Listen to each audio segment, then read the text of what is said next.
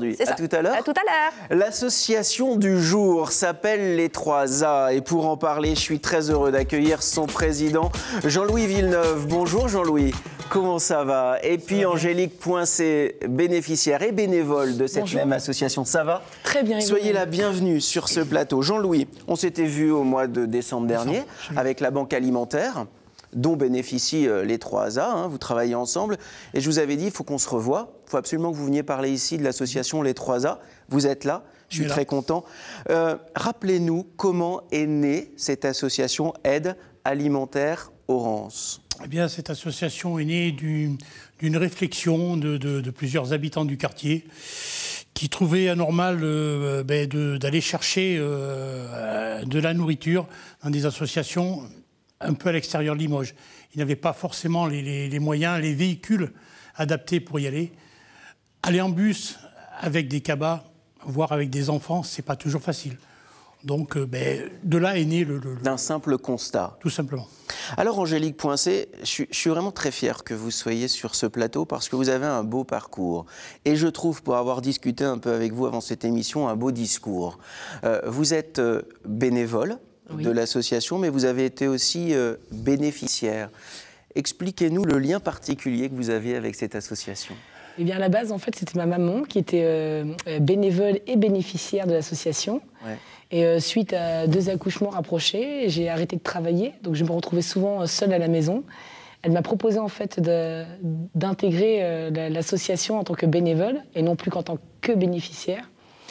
Ce qui m'a permis en fait de sortir de chez moi, d'avoir un lien humain, de pouvoir rencontrer plein de personnes en fait et de pouvoir créer des choses parce qu'en plus les 3/4 des bénéficiaires sont du quartier.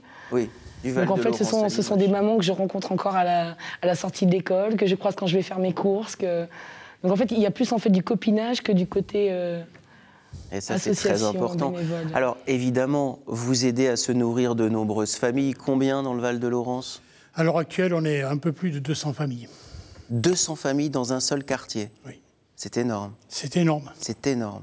Je suis assez surpris, pardon, parce que je ne m'attendais pas à ce tel chiffre dans un seul quartier qui n'est pas si grand que ça, finalement, à l'échelle de la région. Oui, c'est un grand quartier pour Limoges. C'est quand même mais ça fait quand même, Limoges, ça fait quand même 200 familles.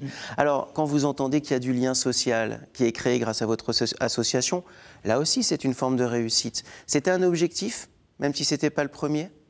Oui, c'était quand même un objectif, oui, absolument. Comment vous trouvez la nourriture que vous redistribuez?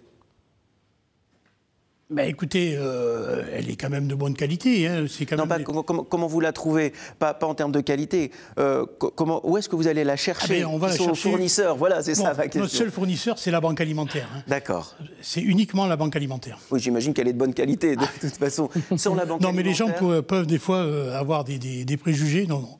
Il faut rendre hommage à la Banque Alimentaire, hein, parce que sans la Banque Alimentaire... On n'existerait pas. Vous n'existeriez pas. Alors, vous êtes bénévole aujourd'hui, bénéficiaire, très concrètement, pour qu'on comprenne pourquoi les gens font la démarche d'aller vers une association comme celle de Jean-Louis Villeneuve.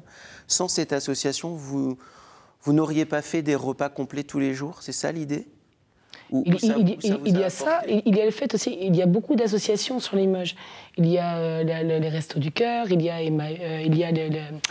le Secours catholique, enfin bref, il y en a plein. Sauf que là, il y a la proximité, le fait aussi que ce soit dans le quartier.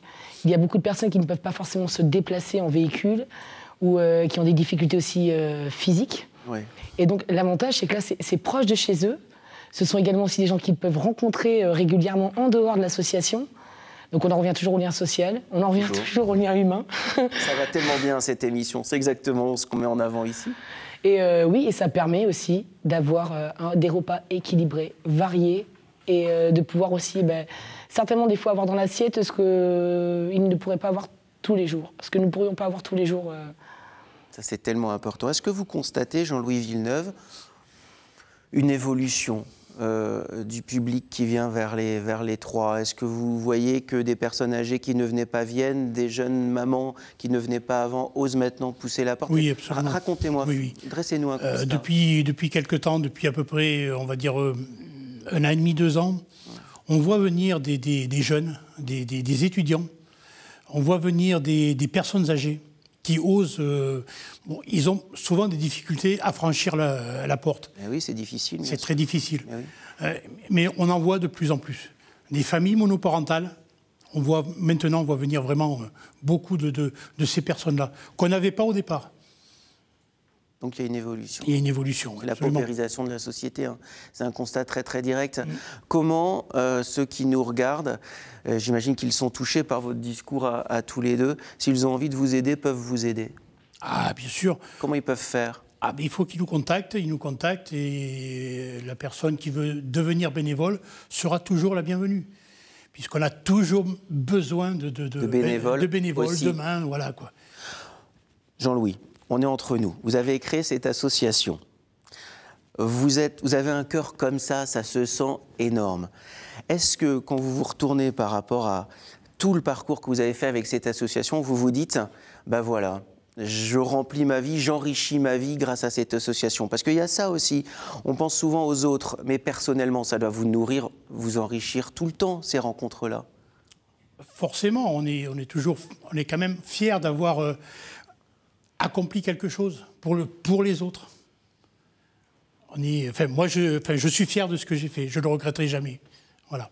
Qu'est-ce que c'est beau ces mots-là, qu'est-ce que c'est beau. C'est pour ça qu'on aime faire cette émission, hein, Limousin Matin. Un dernier mot, je voudrais que vous ayez le dernier mot parce que vous êtes à la fois bénéficiaire et bénévole. Si certains sont devant leur écran et n'osent pas pousser la porte de cette association, les 3A, vous, en tant que bénéficiaire et bénévole, vous leur dites quoi, Angélique? Venez, tout simplement venez. N'hésitez pas et venez. C'est une association qui a été portée à bout de bras par M. Villeneuve. Si, au début, c'est toi qui as quand même... C'est toujours un travail d'équipe. Oui. Si. Mais vous êtes à l'initiative. Il est modeste. Il est modeste. Après, forcément, il faut des partenaires pour faire aboutir la chose. Mais au départ, tu as porté cette association à bout de bras. Et vous leur dites, le bouche à oreille. Donc je leur dis de venir. Venez. Pousser la porte. Et même si vous n'osez pas être bénéficiaire, venez en tant que bénévole. On a besoin de bras. On a besoin de bras. Vous avez entendu le message et puis je vais vous le dire souvent dans cette émission, mais on a mis tous les coordonnées sur notre site. Angélique Poincé, je vous remercie beaucoup. Merci Christophe. D'être venu jusque-là. Je vous souhaite le meilleur. Vraiment. Merci beaucoup. Vraiment. Jean-Louis, ne soyez pas toujours très humble. Soyez fiers de ce que vous faites et dites-le haut et fort. Nous, en tout cas, on est votre porte-parole ici. Eh bien, c'est gentil. On le dira pour vous. Merci. À très bientôt à tous les deux. Merci je vous beaucoup. le disais, à bientôt.